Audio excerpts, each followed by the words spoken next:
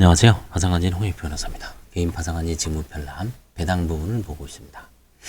자, 배당 전에 확인할 사항이 쭉 있었고요. 배당에 참가시킬 파산채권자 및 채권액의 확정은 어떻게 되는지 한번 보겠습니다. 배당을 하기 위한 대존재로서 배당에 참가할 파산채권자 및 그 채권액이 확정돼야 되겠죠.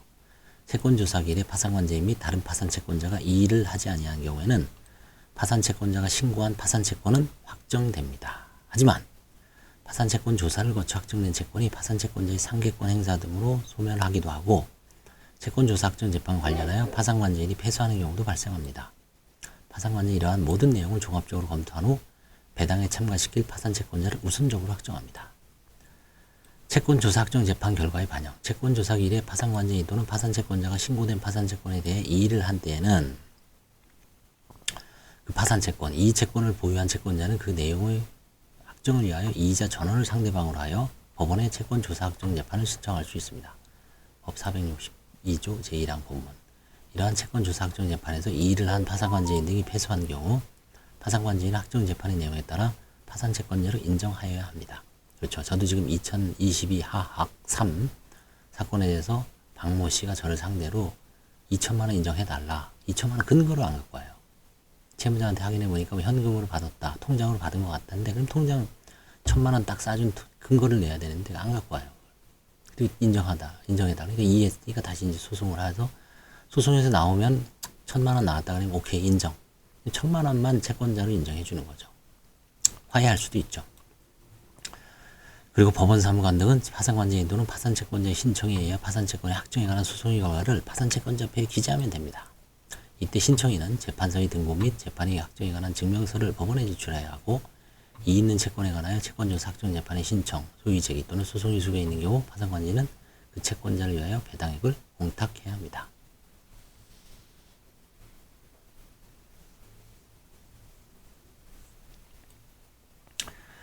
자, 그 다음에 이제 집행권은 있는 채권에 대해 이의가 있는 경우 어떻게 할 것인가.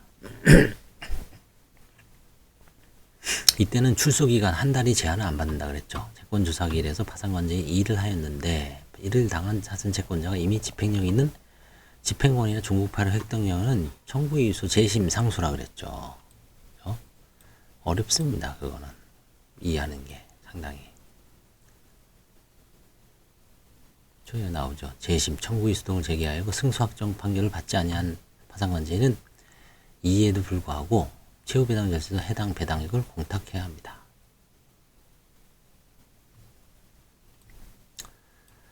파산채권이 변제 등으로 소멸하는 경우, 파산을 선고받은 채무자가 보증채무를 부담하는 경우, 파산채권자가 신고한 파산채권이 채권조사기일에 시인되어 확정되었지만 파산 절차를 진행하는 과정에서 파산채권 전부 또는 일부가 변제되어 있는 경우가 있죠. 특히 파산을 선고받은 채무자가 연대보증인으로서 보증채무를 부담하는 경우에 주채무자가 확정된 파산채권 전부를 변제한 경우에 파산관제인은 파산채권자의 배당을 할 수가 없습니다.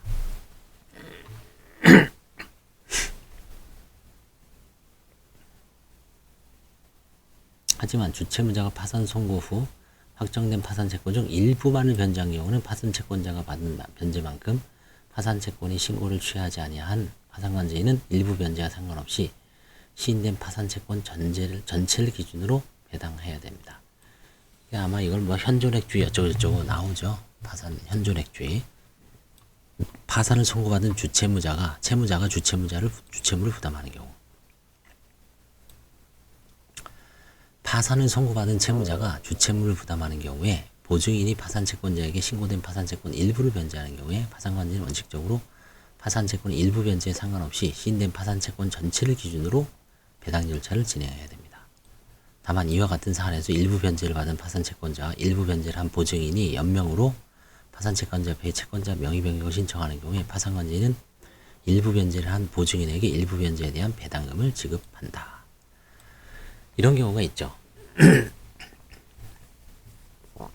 그 주채무자하고 이제 가끔 주채무자하고 보증인 간에 자기네가 이제 뭐 90%를 보증을 했다. 그러면 90%는 보증인한테 주고, 그죠? 그 다음에 10%는 원래 채권자한테 달라. 뭐 이런 식으로 해서 이제 그 보증이 아니라 이제 구상권자죠. 구상권자. 그래서 나눠서 달라고 하는 경우도 있습니다.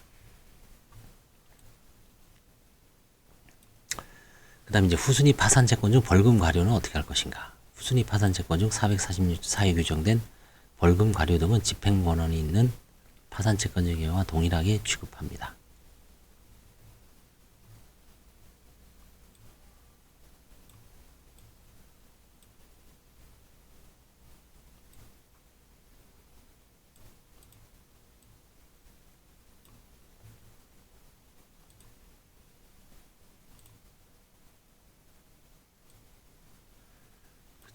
파산 절차와 동일하게 취급하도 하지만 통상 개인 파산 절차에서 후순위 파산 채권에 대해 배당을 실시하는 경우는 거의 없습니다. 거의 없습니다. 저도 한 건인가? 그것도 일부 이자가 이제 부동산이 높은 가격에 팔아서 원금 다 변제하고 이자의 한 절반 정도를 후순위 채권으로 시인한 적이 있죠. 변제한 적이 있는데 그렇게 뭐 드문 사안입니다.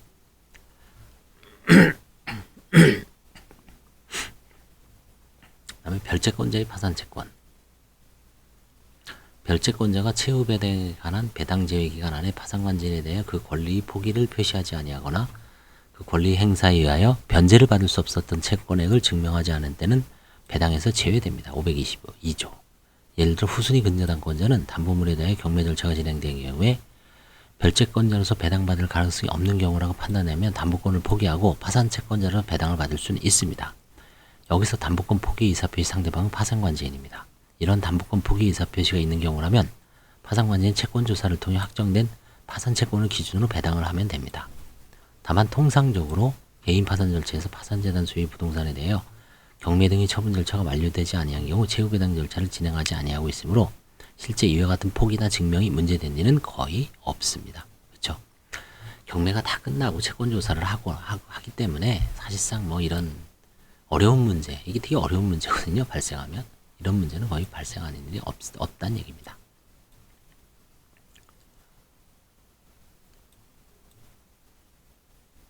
네, 일단 배당은 여기까지 하겠습니다. 이번 시간에는. 감사합니다.